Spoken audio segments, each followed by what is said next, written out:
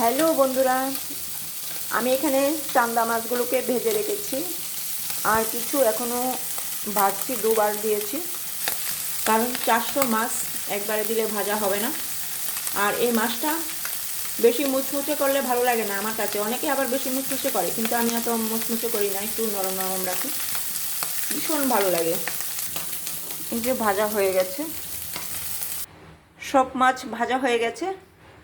এইবার দিচ্ছি পেঁয়াজ, তার মধ্যে লবণ দিয়েছি। লবণটা দিলে পেঁয়াজটা তাড়াতাড়ি ব্রাউন কালার হয়ে যায়। এইবার দেবো কাঁচা লঙ্কা পেস্ট, তারপরে দিচ্ছি শুকনো লঙ্কার গুঁড়ো। এই ভাজাটা যে না খেয়েছো সে একবার করে খেয়ে দেখবে কত যে টেস্টি হয়। এইবার আমি মাছগুলো দিয়ে দিচ্ছি, নেড়ে চেড়ে মিশিয়ে নামিয়ে নেব। মাছ ভাজা আমার হয়ে গেছে, নামিয়ে নেব। আমার মাছ ভাজা রেডি। কে কে খাবে চলে এসো, খুবই টেস্টি খাবার, চলে এসো কে কে খাবে।